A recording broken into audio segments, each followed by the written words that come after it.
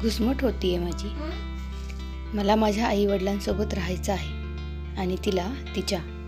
अखेर वाद नको म्हणून तिचंच मान्य केलं. कारण तिच्या हातात शब्दांची तलवार. प्रत्येक गोष्टीत कारण काढून ती मला खालीपणा दाखवू शकते. म्हणून घुसमट होतीये माझी. कोण म्हणतं 2 वेळेचं जेवण, अंगभर कपडा आणि नवऱ्याचं पुरेसं प्रेम असतं एका स्त्रीला.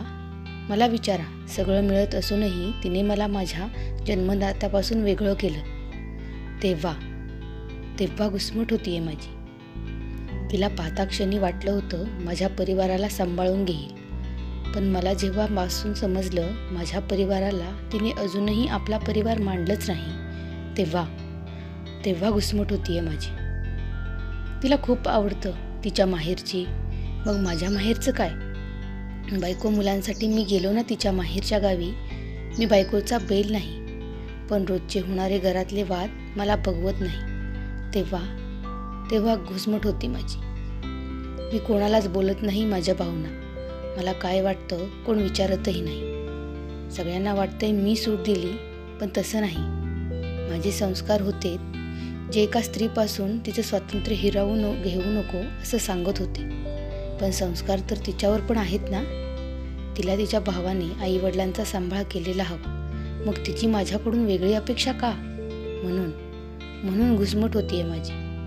सगळे चांगले आहेत. खूपदा विचार केला जाऊ आणि सासरच्या सगळ्यांना सांगू, बघा मला तुमच्या इथे नाही माझ्या आईवडिलांच्या इथं राहायचं आहे. तुमच्या मुलीला सांगा ते घर खरं तिचं आहे. त्या घरातच तिला लग्न करून आणलं होतं. मग निर्णय का बदलला नंतर? पुन्हा वाद नको बायकोबद्दल तक्रार करतोय हे बोललं जाईल. तिच्या सुधारणा होतील का म्हणून शांतपणे राहून समंजसपणा घेतोय. तेव्हा घुसमट होते माझी. माझा स्वभाव आणि तिचा स्वभाव खूप वेगळा. एकही गोष्ट जुळत नाही आमची. तरी संसार करतोय आम्ही. ती स्वयंपाक करते. त्यात तिच्या आवडीचं सगळं असतं. पण माझ्या आवडीचं काय? मी बोलूनही ती नाही बनवत असेल काही तर तेव्हा घुसमट होते माझी. थोडाही उंच आवाज झाला माझा की तिचा तांडव सुरू होतो आणि माझ्या सगळ्या चुका ती उरकून काढते. त्यावेळी मी एकटा पडतो. पूर्ण परिवार असताना मी एकटा तिच्या प्रश्नांची उत्तरे देत असतो. तेव्हा घुसमट होते माझी.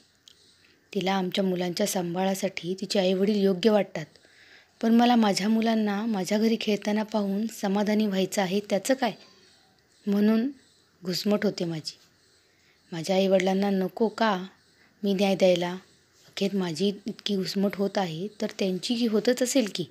त्यांना वाटतच असेल ना आपला मुलगा बायको आली म्हणून बदलला. पण नाही, मी बदललो नाही.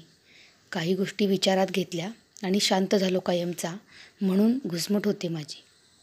आयुष्यभर कष्ट केलेल्या माझ्या आईवडिलांना आता कुठे थोडासा विसावा मिळत आहे. त्यातही अशी रोजची कटकट नको म्हणून दूर गेलो त्यांच्यापासून. म्हणून घुसमट होते माझी. खूपदा बोलावंसं वाटलं की मला तुमची गरज आहे. माझ्या मागे तुम्ही आहातच. पण प्रत्यक्ष मला हवे आहात. पण कितीही विचार केला तरी नाही बोलू शकत त्यांना काही. कदाचित ते म्हणतील, आता का बोलत आहेस हे सगळं आधी का नाही सुचलं? म्हणून घुसमट होते माझी. खरं तर मला ज्यावेळी जे योग्य वाटलं तेच करत गेलो मी. पण आता जेव्हा माझं असं अस्तित्व सगळं तिच्यात सामावत आहे तेव्हा घुसमट होते माझी. ती माझी सुखदुःखाची भागीदार असूनही माझ्या प्रत्येक चुकीला फक्त मीच जबाबदार आहे हे जेव्हा ती सिद्ध करते आणि आपली जबाबदारी अलगद झटकते तेव्हा घुसमट होते माझी. मला जेव्हा ती हवी असते अर्धांगिनी, एक मैत्रीण म्हणून, तेव्हाही फक्त ती एक मुलगीच असते एका परिवाराची. तिचे सगळे विषय तिच्यातच गुरफटलेले असतात. तेव्हा घुसमट होते माझी. तिच्या आयुष्यात फक्त मी नावाला आहे, तिचा नवरा म्हणून. याची जेव्हा मला जाणीव होते तेव्हा घुसमट होते माझी. कविता कशी वाटली सांगा. अमित कौर यांची आहे. चॅनलला सबस्क्राईब करायला विसरू नका. धन्यवाद.